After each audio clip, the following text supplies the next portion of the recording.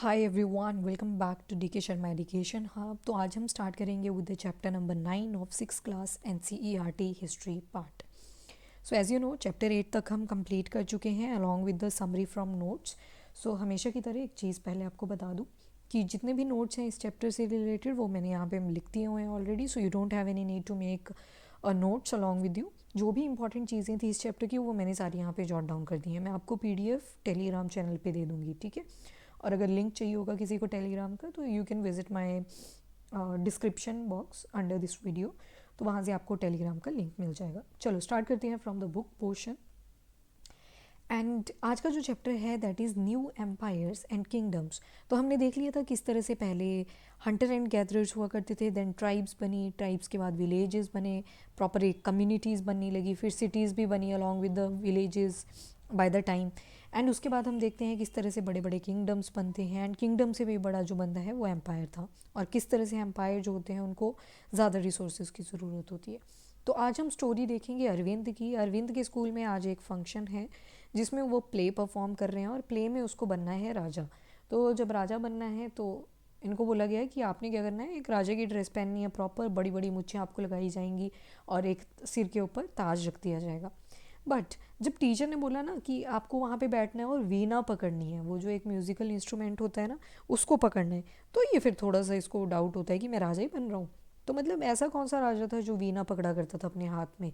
So what is the importance of this Veena and what is the musician king. तो ये क्या significance है इस चीज़ का, वो सारे क्वेश्चन यहाँ पे अरविंद के माइंड में ओरिजिनेट करते हैं और वहीं से ये चैप्टर बन जाता है। नाउ यहाँ पे लिखा है prashastis and what they tell us. जब भी आपको ना ये शब्द दिखे प्रशस्टीज, ऑल्दो मैंने ये अपने एंशियंट हिस्ट्री के वेरी फर्स्ट लेक्चर में मेंशन करा हुआ है प्रशस्टीज़ के बारे में। तो ये जो प्रशस्टीज़ होते हैं ना, जो आपके इंस्क्रिप्शंस होते हैं, ठीक है, इंस्क्रिप्शंस हमने पढ़े थे लास्ट चैप्टर में भी मैंने मेंशन करा था इंस्क्रिप्शंस के बारे में। इंस्क्रिप्शन आपका रॉक्स के ऊपर हो सकता है या फिर मेटल्स के ऊपर हो सकता है। बेसिकली क्या किया जाता है, for example if this is a rock तो इसके ऊपर कुछ चीज़ें लिख दी जाएंगी, ठीक है, जैसे ये लिख दिया। तो इस केस में क्या हुआ, ये बन गया इंस्क्रिप्शन। मतलब किसी रॉक के ऊपर या फिर मेटल शीट के ऊपर क्या किया आपने, कुछ लिख दिया। क्यों लिखा, ताकि ये लॉन्ग टाइम तक यहाँ पे रहे। और ऐसे रॉक और मेटल के ऊपर ही क्यों लिखा, बिकॉज जो राजा हुआ करता था वो प्रजा के पास डेली नहीं जा सकता था अपना मैसेज कन्वे करने के लिए। तो उस केस में क्या किया गया कि ऐसे इंस्क्रिप्शंस बनाए जाने लगे in the form of on the rocks और मेटल्स, और उनको बोला गया प्रशस्टीज। जो प्रशस्टीज है that's a Sanskrit word for the inscription. बस इतना ध्यान रखना है इसके बारे में। नाउ जैसे कि स्टोरी में बताया अरविंद आज राजा बन रहा है। तो जो राजा हुआ करते थे जो कि वीणा बजाना पसंद करते थे वो थे समुद्रगुप्त। ये एविडेंस हमें बहुत सारी जगहों से मिलते हैं, इवन इंस्क्रिप्शंस के ऊपर मेंशन है। कुछ एक कॉइन्स देखने को मिलेंगे जिसके ऊपर एक राजा बनाया हुआ है जो कि वीणा को प्ले कर रहे हैं। तो समुद्रगुप्त जो है गुप्ता डायनेस्टी के एक बहुत इंपॉर्टेंट रूलर हुआ करते थे। और समुद्रगुप्त जो हैं उनका पता हमें चलता है फ्रॉम द अशोकन पिलर। एक अशोकन पिलर है जो कि आज के इलाहाबाद, या फिर यू कैन से इलाहाबाद का जो पहले वाला नाम था वो क्या था, प्रयाग, और उसके बाद इलाहाबाद बन गया। आज क्या है दोबारा से, दैट इज़ प्रयागराज, ठीक है। तो यही चीज़ बताई गई है कि अशोकन पिलर है एक इलाहाबाद में जो कि आज का प्रयागराज है। तो वहाँ पे एक इंस्क्रिप्शन देखने को मिलती है जिसके ऊपर समुद्रगुप्त के बारे में मेंशन है। अब इस इंस्क्रिप्शन को कौन कंपोज करता है, यानी कौन बताता है, तो एक बहुत इंपॉर्टेंट पोइट आएंगे जिनका नाम है हरि सेन। आगे चल के देखेंगे उनके बारे में, हरि सेन, ठीक है। तो ये यहाँ पे मेंशन जो कर दिया हुआ है हरि सेन। तो जो अशोकन पिलर है इसके बारे में काव्य की फॉर्म में, यानी कि पोएम की फॉर्म में हरिसेना ने इसको कंपोज किया था। और हरिसेना जो थे ये बहुत इंपॉर्टेंट पोएट भी थे, या फिर यू कैन से मिनिस्टर भी थे। बिकॉज समुद्रगुप्त यानी कि जो गुप्ता डायनेस्टी है आपकी, उसमें आप देखोगे कि एक जो बंदा है, एक जो पर्सन है, वो एज अ मिनिस्टर भी एक्ट कर सकता है, एज अ पोइट भी एक्ट कर सकता है। मतलब मल्टीपल रोल्स एक पर्सन के आपको देखने को मिल सकते हैं। It depends on the trust. तो इस इंस्क्रिप्शन के ऊपर अगेन जो अशोकन पिलर है इलाहाबाद में, उसका जो इंस्क्रिप्शन है वहाँ पे हमें देखने को मिलता है प्रशस्ति। प्रशस्ति जो है that's a Sanskrit word in praise of.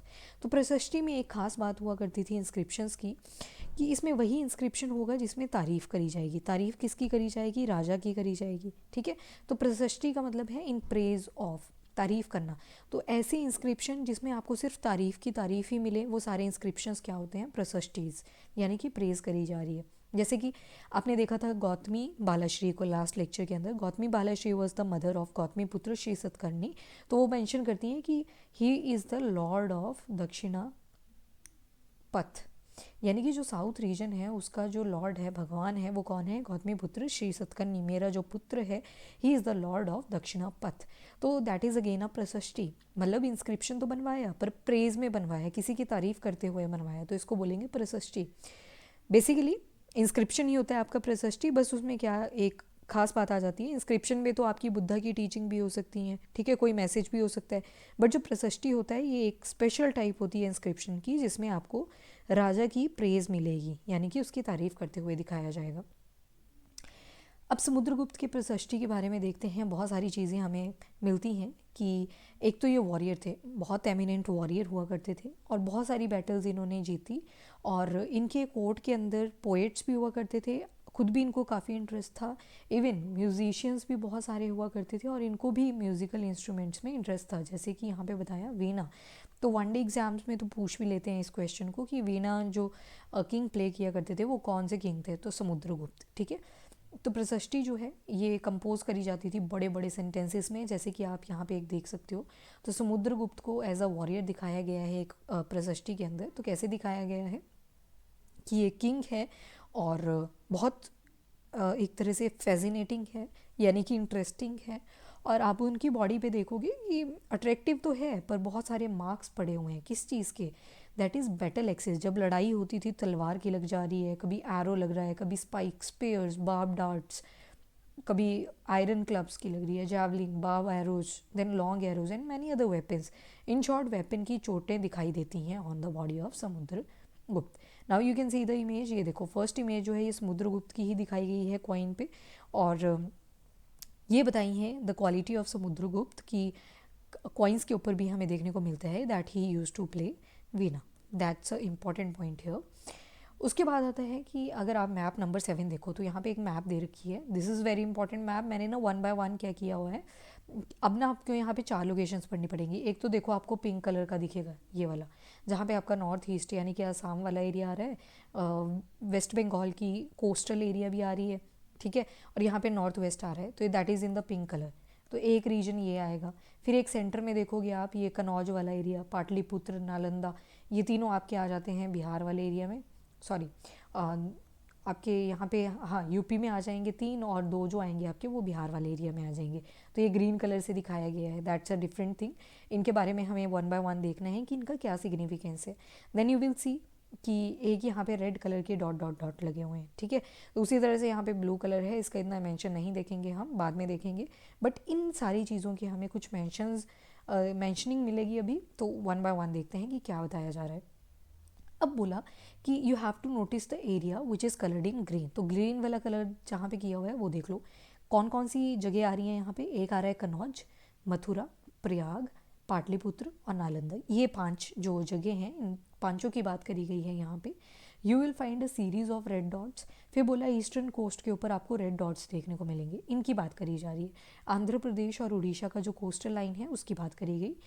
Then बोला and you will find areas mark in purple and blue as well. तो आपको कुछ पर्पल में भी मिलेगा और कुछ ब्लू कलर में भी देखने को मिलेगा। फिर आता है, हाँ यहाँ पे था ना ब्लू कलर, ये वाला, दैट्स व्हाट। फिर उसके बाद आता है कि ब्लू एज वेल।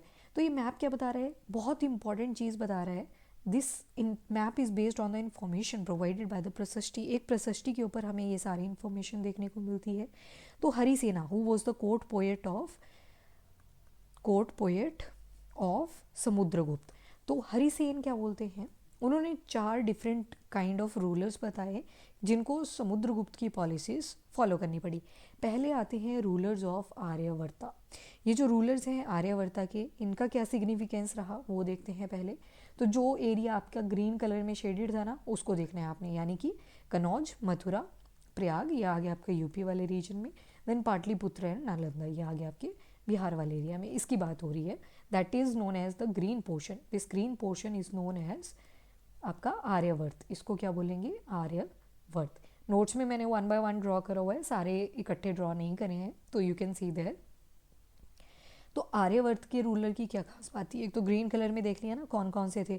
तो बोला कि यहाँ पे ना आपको 9 रूलर्स देखने को मिलेंगे और 9 के 9 रूलर्स समुद्रगुप्त ने अप्रूव कर दिए थे, यानी कि उनको डिफीट कर दिया था। और इसी वजह से उन्होंने क्या किया, जो समुद्रगुप्त का एम्पायर था वो वहाँ तक एक्सटेंड कर जाता है। First point. सेकंड आता है दक्षिण पथ, द रूलर ऑफ दक्षिण पथ। अब यहाँ पे देखोगे आप 12 रूलर्स आपको देखने को मिलेंगे और इनकी जो कैपिटल्स हैं वो रेड डॉट से मेंशन करी हुई हैं। You can see these red dots here. यहाँ पे बात हो रही है, तो ये कौन सा एरिया आ गया आपका, दक्षिणा पथ, यानी कि साउथ की बात हो रही है। तो यहाँ पे 12 रूलर्स हुआ करते थे। अगेन इन्होंने भी सरेंडर कर दिया in front of the Samudragupta. एक इनर सर्कल मिलेगा नेबरिंग स्टेट्स का, जिसमें आसाम आएगा, coastal Bengal, Nepal and number of gana sanghas.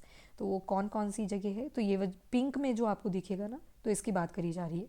तो यहाँ पे कौन कौन सी चीज़ें आ गई, एक तो आ गया आसाम आपका, यहाँ पे वेस्ट बंगाल का कोस्टल रीजन आ जाएगा, यहाँ पे आ गया नेपाल, और ये आ जाएगा आपका इधर नॉर्थ वेस्ट। ठीक है, तो ये वाली बात हो रही है यहाँ पे। यहाँ पे बोला कि they brought tribute followed his order, तो समुद्रगुप्त की सुजरैनिटी में रहते थे। एक शब्द होता है सुजरैनिटी, ये सुजरैनिटी आपको मेंस में लिखना पड़ता है। ये वो वाली कंडीशन होती है जब एक राजा दूसरे राजा के अधीन होता है, यानी कि उसके कंट्रोल में होता है। तो यहाँ पे मान लो एक तरफ समुद्रगुप्त हैं और इस तरफ आपके असम के राजा हो गए, वेस्ट बंगाल के राजा हो गए, नेपाल के हो गए, देन आपके जितने भी गणा संघास हुआ करते थे, नॉर्थ वेस्ट रीजन हो गया, ये हो गए, ये सारे समुद्रगुप्त की सुजरैनिटी में थे। यानी कि समुद्रगुप्त राजा मेन कौन था, समुद्रगुप्त, पर इनको भी राजा का टाइटल मिलता था, बट जो कंट्रोल था वो सारा कौन किया करता था, Samudragupta. If they wanted to take any kind of decision, तो उसमें आपको समुद्रगुप्त की परमिशन लेनी पड़ेगी। That is the main meaning of the suzerainty. Now the ruler of outlying area mark in blue on the map perhaps the descendant of Kushans and Shakas।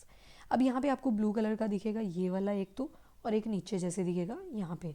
ठीक है, तो ये बोला जाता है यहाँ पे आपको कुशान्स और शाकास के डिसेंडेंट्स मिलेंगे, यानी कि उनके जो कुशान और शाकास हैं यहाँ पे, इनके एक टाइम पे एंसेस्टर हुआ करते थे, आज कोई और जनरेशन है जो कि यहाँ पे चल रही है।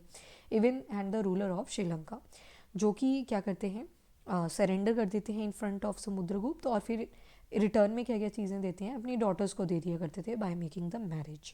ठीक है, तो ये चीज़ थी यहाँ पे इस मैप के बारे में इंपॉर्टेंट वन। इसके अलावा आपको समुद्रगुप्त के कंटेम्प्रेरी कौन कौन से हुआ करते थे, तो वो भी देख लेते हैं फटाफट से। तो एक जो इंपॉर्टेंट आएंगे वो आएंगे पल्लवा। ठीक है, पल्लवा के साथ साथ चालुक्य, इनकी कुछ इंपॉर्टेंस है। देन सतवाहना, ये जो हैं they were the contemporary to the Samudragupta. अभी वन बाय वन देखते हैं कि क्या इंपॉर्टेंस है चालुक्य की, क्या इंपॉर्टेंस है पल्लवा की। वहीं पे आपको एक रिवर दिख रही होगी ये वाली, इसको अभी याद कर लो, ये कृष्णा रिवर है, इसको भी अभी याद कर लो, this is the Tungabhadra river. और ये एक नीचे जाती है जिसको बोलते हैं कावेरी रिवर, जिसका डिस्प्यूट भी रहता है आपके केरला, तमिलनाडु, पुडुचेरी और कर्नाटका के बीच में। ठीक है, तो ये कावेरी रिवर है। इन सभी को अभी ध्यान में रख लो, अभी देखो इनके बारे में हम कुछ पढ़ेंगे, और सो दैट्स वाई ये इंपॉर्टेंट है। चल नाउ जीनियोलॉजी से पहले हम देख लेते हैं विक्रम संवत। तो ये एक एरा हुआ करता था जो कि 58 BCE के आसपास चलता है, और ये गुप्ता किंग से ही एसोसिएटेड है। चंद्रगुप्त टू की इसमें बात करी जाएगी, जिन्होंने बनवाया था, स्टार्ट करवाया था Vikram Samvat after winning over the Shakas, और अपने एक टाइटल ले लिया था विक्रमादित्य। अगर आप ना गुप्तास की जीनियोलॉजी देखोगे, जनरेशन्स देखोगे, तो सबसे पहले आएंगे चंद्रगुप्त वन। ठीक है, चंद्रगुप्त वन के लड़के थे समुद्रगुप्त। ऑल्दो चंद्रगुप्त के बहुत सारे लड़के हुआ करते थे, बट समुद्रगुप्त जो है वो राजा बनते हैं। देन समुद्रगुप्त का जो लड़का आएगा उनका नाम होएगा चंद्रगुप्त। समुद्रगुप्त का लड़का जो होगा वो होगा चंद्रगुप्त टू। फादर जो है वन आ गए और जो लड़का है इनका वो टू आ गया। ठीक है, तो ये जीनियोलॉजी चलती है। तो मोस्ट ऑफ द प्रोसेस्टीज जो हैं वो एंसेस्टर भी बताते हैं।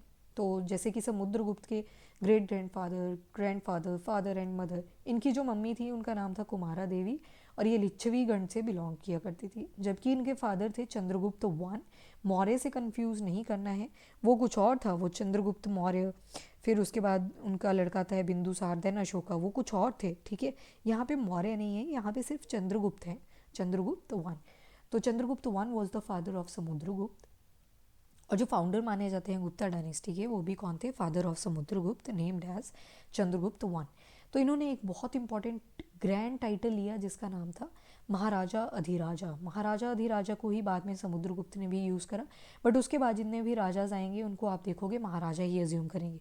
तो जो चंद्रगुप्त वन थे और जो समुद्रगुप्त थे सिर्फ उन्होंने लिया महाराजा अधिराजा, बट उसके बाद जितने भी राजाज आएंगे उन सभी ने क्या लिए, महाराजाज।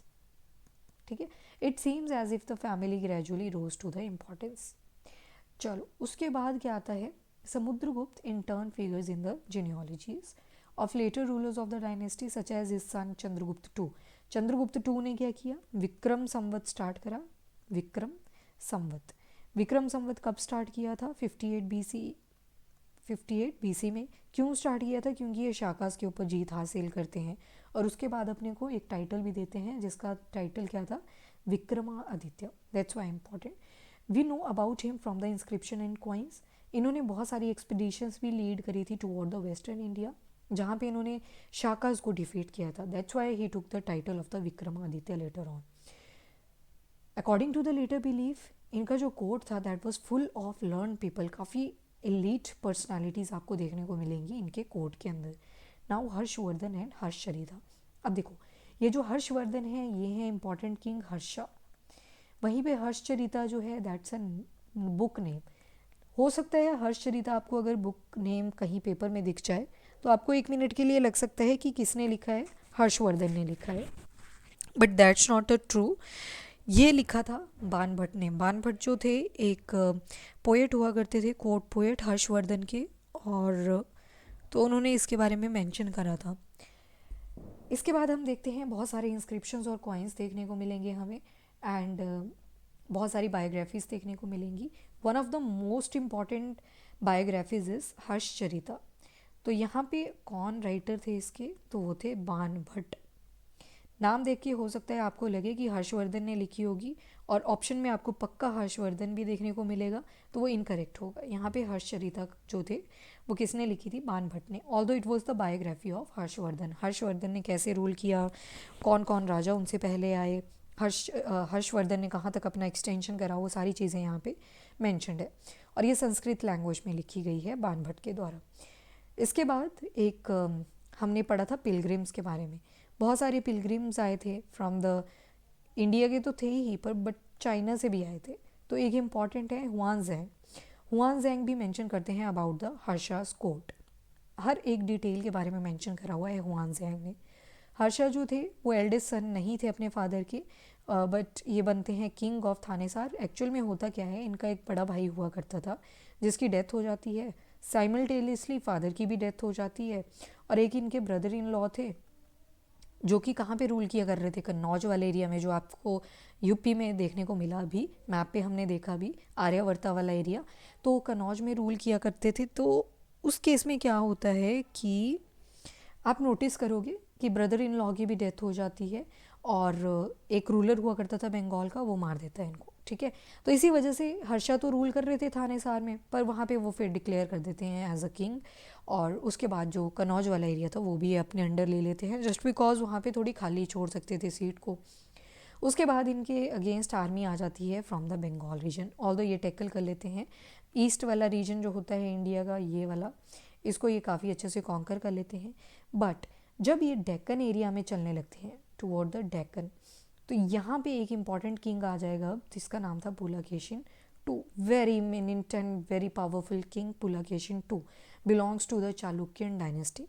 तो ये रोक देता है जब जैसे ही हर्षा पहुँचेगा टुवर्ड द नर्मदा रिवर, तो वहाँ पे ये रोक देगा इनको। अभी देखेंगे हम कैसे इनका बोला जाता है कि वैसे तो हर्षा का मतलब क्या होता है, हैप्पीनेस, बट जब वो पुलकेशिन टू को टकरते हैं on the bank of Narmada river, तो वो बोला जाता है, एक रवि कीर्ति करके अभी देखेंगे हम पोएट आएगा, रवि कीर्ति। बेसिकली ये पुलकेशिन टू का कोर्ट पोएट हुआ करता था।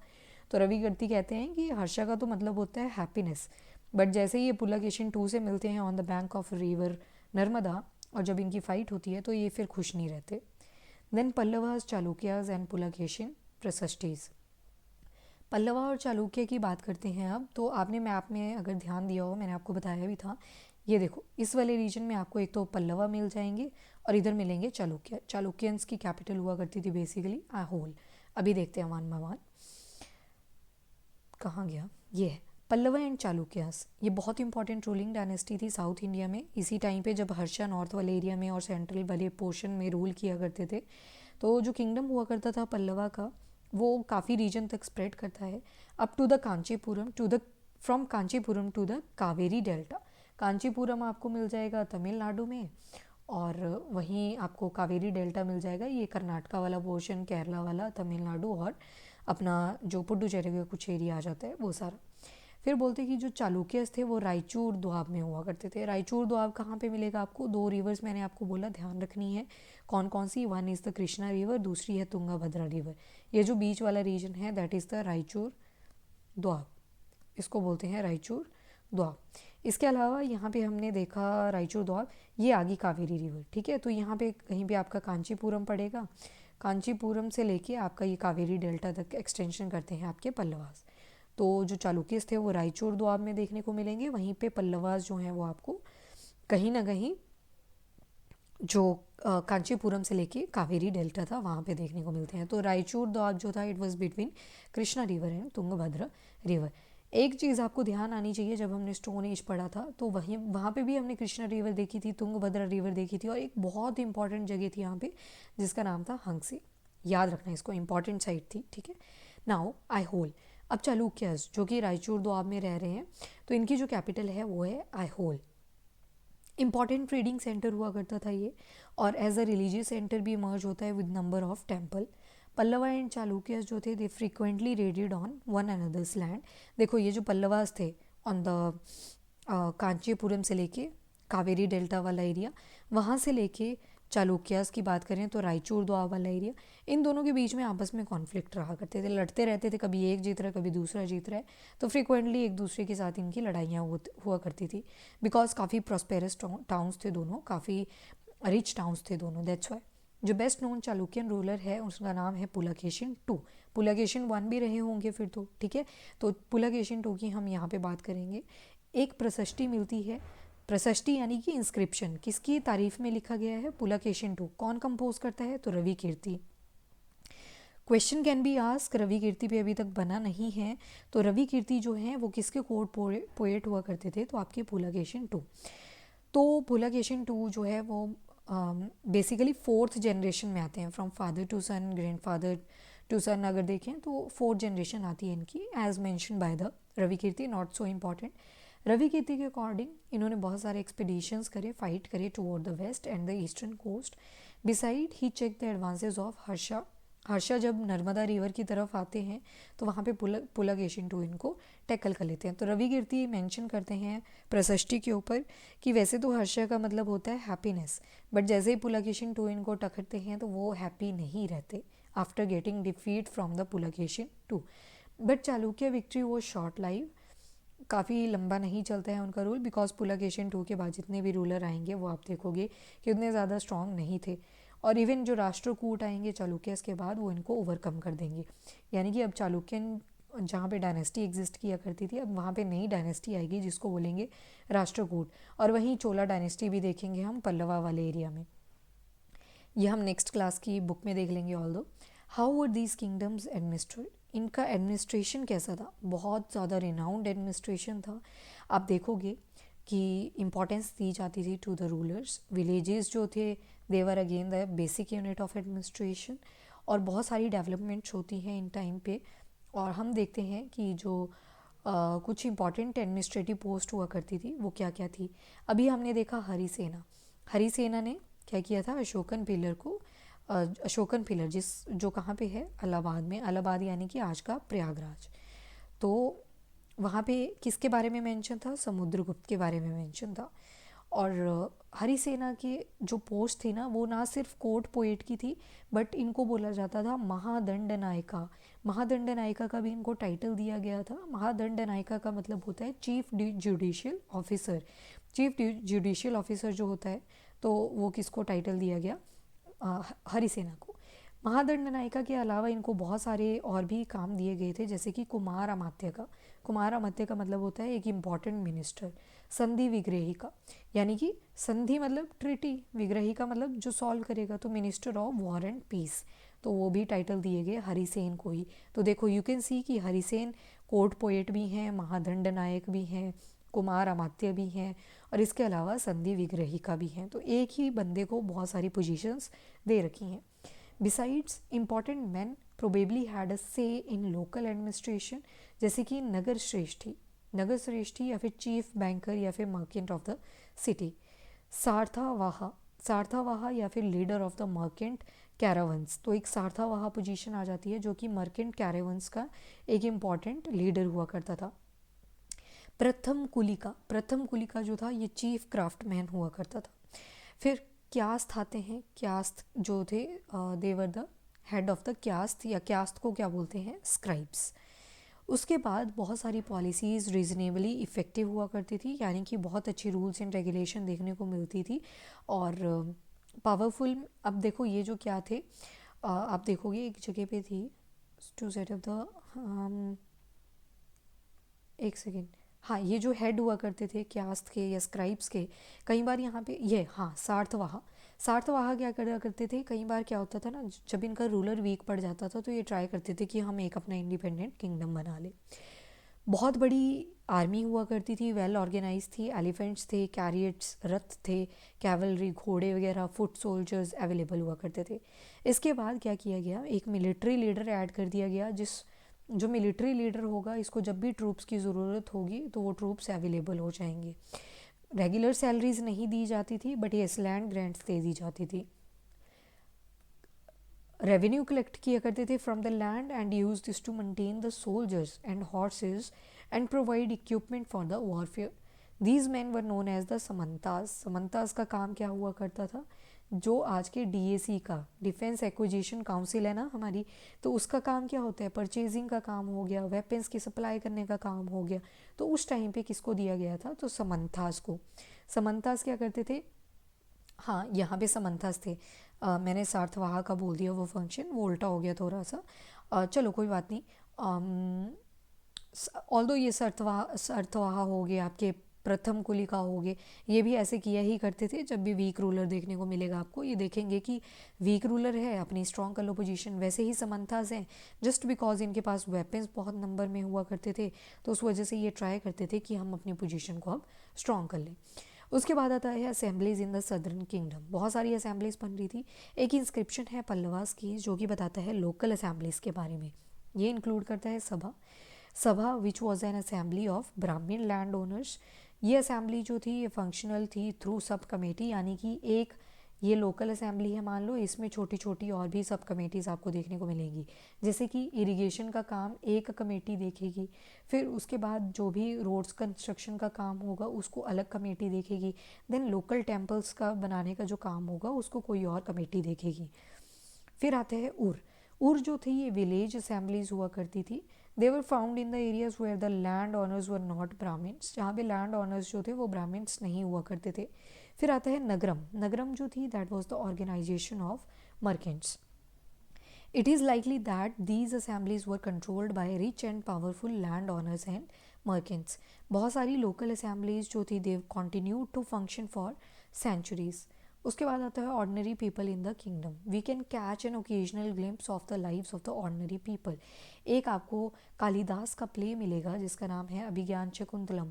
कालिदास के बहुत सारे हैं प्लेज, जैसे कि आप देखोगे मालविका अग्निमित्रम, ठीक है, अभिज्ञान शकुंतलम, ये मैंने कंप्लीट करवा दिया है वैसे, very first chapter of the ancient history, वहाँ से भी आप देख सकते हो। और इसके बाद विक्रम उर्वश्यम। इस तरह से ये प्लेज जो हैं देवर रिटन बाय कालिदास, बट इस स्टोरी के अंदर हमें सिर्फ अभिज्ञान शकुंतलम के ऊपर फोकस करना है। अभिज्ञान शकुंतलम बेसिकली एक स्टोरी है, the love story between Dushyant, king Dushyant और वुमेन शकुंतला, इन दोनों की लव स्टोरी दिखाई गई है, ठीक है। और इसके बाद आता है फिशरमैन को क्या स्टोरी थी अभिज्ञान शकुंतलम से, ये जिस्ट दी गई है। एक फिशरमैन को रिंग मिल जाती है, बहुत प्रेशियस रिंग मिल जाती है। किंग दुष्यंत हुआ करते थे, उन्होंने शकुंतला को ये गिफ्ट करी थी और एक्सीडेंटली ये किसी फ़िश ने स्वॉलो कर ली थी, निगल ली थी। और उसके बाद एक फ़िशरमैन होता है, जैसे ही वो क्या करता है, अब फिशिंग कर रहा होता है तो उसको ये एक फ़िश के अंदर से एक रिंग मिल जाती है और जब ये वापस करने जाते हैं टू द किंग, तो वहाँ पे जो गेटमैन होता है वो अक्यूज़ करता है कि इसने चोरी करी है। जो चीफ पुलिस ऑफिसर था वो भी रूड था, बट किंग जो था वो खुश था कि उनको वो रिंग दोबारा से वापस मिल गई। बट जो और फिशरमैन को क्या करते हैं, एक रिवॉर्ड भी दे देते हैं। तो that's why it is known as the कि किस तरह से फिशरमैन की जो है वो किस्मत चमकी। बट अचानक से क्या हुआ, जो पुलिस ऑफिसर था और वो जो गेट मैन था ना, they decided to take the share of reward, कि एक रिवॉर्ड का जो शेयर है हमें भी मिलना चाहिए, और फिशरमैन के पास जाते हैं टू हैव अ ड्रिंक। ठीक है, ओके डन। इसके बाद आते हैं चाइनीज़ पिलग्रिम के बारे में। फाजियान ने भी देखा कि एक यहाँ पे करप्ट प्रैक्टिस क्या करी जाती थी। कुछ लोगों को अनटचेबल डिक्लेयर कर दिया गया था। अनटचेबल का मतलब है जिसके साथ जो अपने आप को माइटी समझते थे वो इनको टच नहीं करेंगे। ठीक है, जो हाई और माइटी अपने आप को समझते हैं। They were expected to live on the outskirt of the city, यानी कि अगर ये मेन सिटी है तो ये लोग बाहर रहा करते थे। और इवन जब इनको मेन सिटी के अंदर आना पड़ता था ड्यू टू सम वर्क, तो इनको क्या करना होता था, अपने हाथ में वुडन स्टिक्स रखनी होती थी और उसको बजाते हुए जाएंगे ताकि सभी को पता चले कि अनटचेबल्स हैं आए हुए सिटी में, यानी कि हम अनटचेबल हैं, और सो दैट जो लोग हैं उनके ऊपर इनका साया भी ना पड़े। बान भट्ट ने भी बहुत सारी चीज़ें हमें मेंशन करी अबाउट द किंग लाइफ।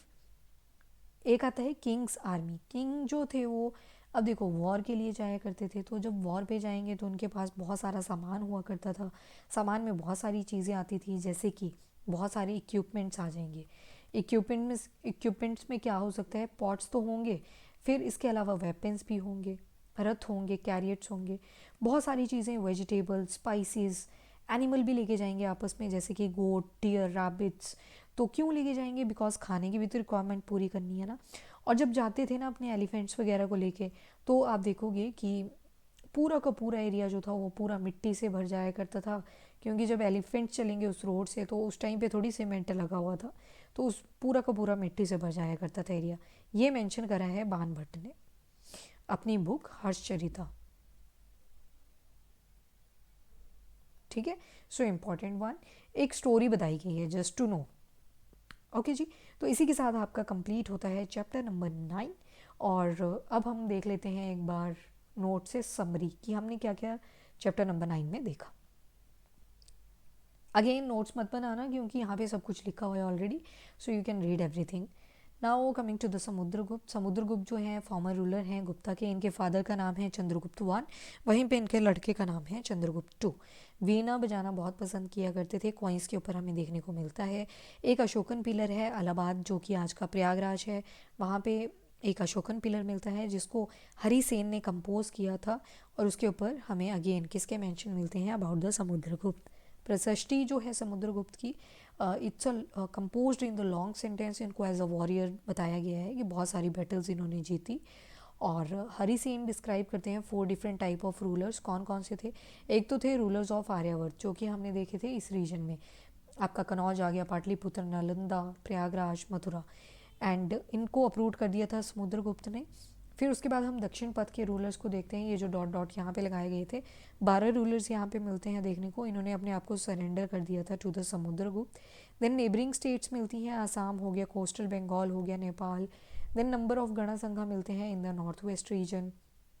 तो ये इंपॉर्टेंट साइट आ जाती है जो मैंने येलो कलर में मार्क कर रखी है। अगेन ये लोग क्या किया करते थे, इन्होंने एक तरह से सुजरैनिटी एक्सेप्ट कर ली थी समुद्रगुप्त की, यानी कि राजा तो यहाँ पे भी बैठे रहेंगे बट एक्सेप्टेंस किसकी करेंगे, that is of the Samudragupta. इसके बाद डिसेंडेंट्स देखने को मिलते हैं कुषाण और शाकास के, और रूलर ऑफ श्रीलंका के, तो यहाँ पे भी देखने को मिलता है हमें।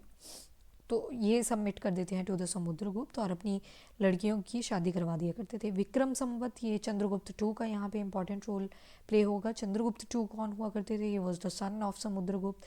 तो जब ये शाकास के ऊपर अपनी जीत हासिल करते हैं तो उन्होंने अपने लिए एक टाइटल लिया था विक्रम संवत, जो विक्रमादित्य, और जो संवत चलता है वो उस टाइम का एरा चलता है उसको बोलते हैं विक्रम संवत।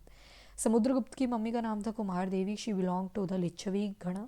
फादर का नाम था Chandragupta one, he was the first ruler of Gupta dynasty, और इन्होंने अपने लिए टाइटल लिया था महाराजा अधिराजा का। और उसके बाद समुद्रगुप्त ने भी महाराजा अधिराजा का लिया, बट बाद में महाराजा का टाइटल लेते हैं। राजा, फिर maharaja adhiraja, that is the sequence of power. Then son कौन था समुद्रगुप्त का? चंद्रगुप्त टू, जिसने विक्रमादित्य का टाइटल लिया था। इनका भी मेंशन हमें इंस्क्रिप्शन या फिर कॉइन से देखने को मिलता है। इन्होंने बहुत सारे एक्सपीडिशन करे वेस्टर्न इंडिया में और बाद में शाकास को ये डिफीट कर देते हैं, उसी वजह से इन्होंने अपने लिए एक टाइटल लिया था, that was the Chandragupta two. बहुत सारे कोट्स यहाँ पे देखने को मिलते हैं इनके कोर्ट के अंदर, पोएट देखने को मिलते हैं इनके कोर्ट के अंदर। इसके बाद बायोग्राफी देखने को मिलती है, जैसे कि one is very important named as Harshacharita, Banabhatta ने लिखी है, जिसमें जीनियोलॉजीज बताई हैं हर्षा की। और उसके अलावा साथ में किसने लिखी है? बानभट्ट ने लिखी है, तो ये चीज़ ध्यान रखना। हुआन ज़ैंग जो थे ये भी रहे थे in the court of Harshavardhan. Then Harsha जो थे बेसिकली वो एल्डेस्ट सन नहीं थे अपने फादर के। इनका जो एल्डर ब्रदर था उनकी डेथ हो जाती है, फादर की डेथ हो जाती है। इनके एक और जो खुद ये हर्षा कहाँ पे आ जाते हैं? थानेसार में। देन इनका एक ब्रदर इन लॉ था जो कि रूल कर रहे थे कनौज वाले एरिया में, और उनको जो बंगाल का एक रूलर हुआ करता था उसने मार दिया, उस वजह से जो किंग डिक्लेयर हो जाते हैं वो हर्षा डिक्लेयर हो जाते हैं। ईस्ट मगध बंगाल वाले एरिया में अगर देखें तो काफ़ी ज़्यादा यहाँ पे सक्सेस मिलती है, बट जैसे ही नर्मदा रिवर वाली तरफ जाते हैं तो चालुक्यन किंग जिसका नाम था पुलकेशिन टू और रवि कीर्ति जिसके कोर्ट पोएट हुआ करते थे वो टकरा जाते हैं और उनको आगे नहीं जाने देते। कंटेम्प्रेरी हैं हर्षा के। नंबर वन पल्लवा हमने देखे कहाँ पे थे? कांचीपुरम से लेके कहाँ तक स्प्रेड थे?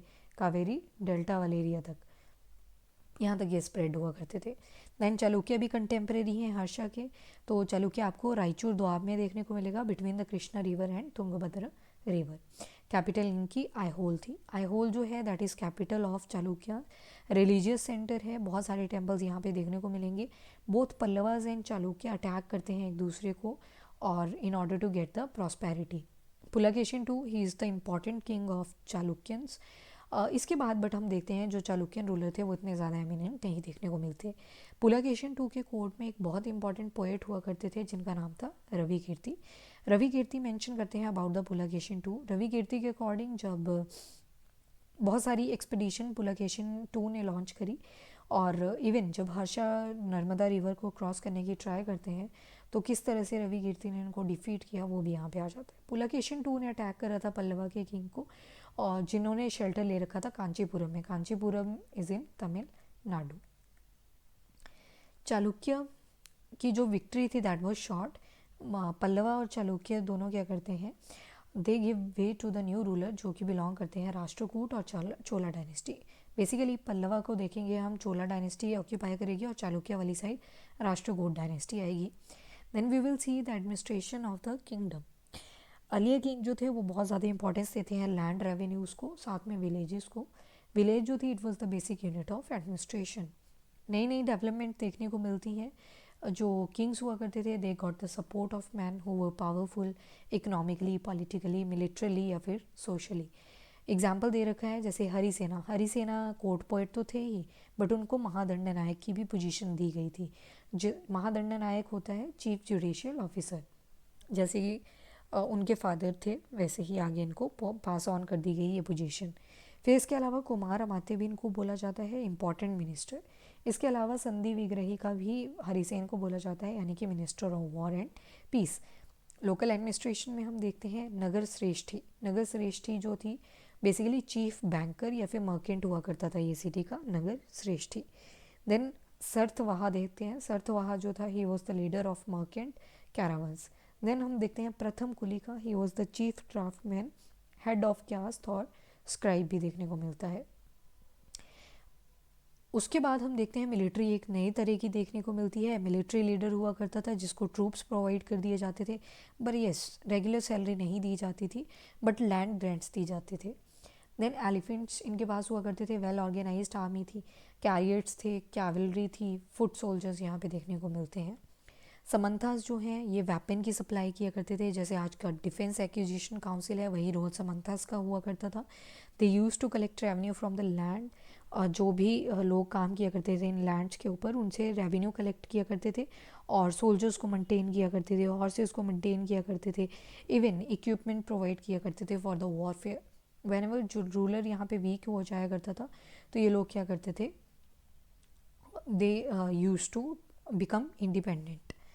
असेंबलीज देखने को मिलती हैं सदर्न किंगडम में, इंस्क्रिप्शन है पल्लवास के, लोकल असेंबलीज देखते हैं हम, सभा यानी कि असेंबली ऑफ ब्राह्मण लैंड ऑनर्स, फंक्शन थ्रू सब कमेटीज़, और बहुत सारी सब कमेटीज़ हुआ करती थी लोकल असेंबलीज़ में, यानी कि एक बड़ी सी सभा होगी, उसके अंदर छोटी छोटी सब कमेटीज़ होंगी, इरिगेशन को कोई और टैकल करेगा, एग्रीकल्चर ऑपरेशन को कोई और टैकल करेगा, रोड को कोई और बनवाएगा, लोकल टेम्पल्स को कोई और बनवाएगा. Now there is a term that is ur. Village assembly है. लैंड ओनर्स जो थे वो यहाँ पे ब्राह्मण्स नहीं हुआ करते थे, they were not Brahmans. Nagaram, organisation of merchants. ये दोनों ही उर और नगरम की अगर बात करें तो रिच और पावरफुल लेबरर्स या फिर मर्केंट्स हुआ करते थे. ऑर्डनरी पीपल भी देखने को मिलते हैं किंगडम के अंदर. आइडिया मिलता है हमें फ्रॉम द प्ले. कैसे पता चलता है? कालिदास का एक प्ले है अभिज्ञान शकुंतलम, जिसमें दुष्यंत और शकुंतला की स्टोरी दिखाई गई है, बट एक फिशरमैन बीच में आ जाता है. कैसे आता है? जस्ट बिकॉज दुष्यंत गिफ्ट करता है शकुंतला को एक रिंग, और वो रिंग गलती से पानी में गिर जाती है और एक फ़िश ने निगल ली होती है. जब फिशरमैन फिशेज़ को इकट्ठा कर रहा होता है, यानी कि फ़िशिंग कर रहा होता है, तो जब वो कट करता है तो उसको देखने को मिलता है कि एक फ़िश के अंदर रिंग है. तो उस रिंग को लेके जाता है toward the king, but get man, और जो गेट मैन होता है वो क्या करता है, वो चोरी का इल्ज़ाम लगा देता है उसके ऊपर और पुलिस के पास ले जाता है. पुलिस वाला भी बहुत ज़्यादा रूड होता है, तो उस वजह से क्या होता है, बट जो दुष्यंत होता है वो खुश होता है कि वो रिंग फाइनली मिल गई, और गिफ्ट भी दे देता है टू द फिशरमैन. बट वो जो रिवॉर्ड मिलता है, अब चाहता है गेटमैन और पुलिसमैन कि हमें भी उससे कुछ मिले, तो जाके वो क्या करते हैं, वाइन शाइन ले जाते हैं टू द फिशरमैन ताकि रिवॉर्ड का शेयर मिल सके. तो ये अभिज्ञान शकुंतलम के अंदर सारा मेंशन है. तो फिर आता है एक चाइनीज़ पिलग्रिम जिसका नाम था फाजिया. तो ये बताते हैं कि अनटचेबल भी हुआ करते थे. इवन अनटचेबल को बहुत बुरी तरह से ट्रीट किया जाता था, और इवन वो सिटी के आउटस्कर्ट्स में रहा करते थे, बाहर रहा करते थे. क्यों रहा करते थे? क्योंकि इनको अब बोल दिया कि इनकी परछाई भी हमें पसंद नहीं है. जो अपर कास्ट थे या फिर जो माइटी मानते थे खुद को, वो बोलते थे कि हमें इनकी परछाई भी नहीं देखनी. और जब परछाई भी नहीं देखनी है तो अल्टीमेटली इनको बताना पड़ता था जब सिटी के अंदर आना होता था. तो they use to keep 2 wooden sticks, और जब आते थे तो उसको बजाते थे, just a message, just to convey a message कि हम लोग आ गए हैं. सो वो लोग अपने दरवाजे बंद कर लिया करते थे जो खुद को एमिनेंट माना करते थे. So this is it about your chapter number 9. I just hope आपको ये पसंद आया लेक्चर, और अगर पसंद आया है तो वीडियो को लाइक एंड शेयर ज़रूर करें और चैनल को भी सब्सक्राइब करें. अब हमारा रहता है चैप्टर नंबर 10, जो कि हम देखेंगे नेक्स्ट लेक्चर में. Thank you everyone and have a nice day.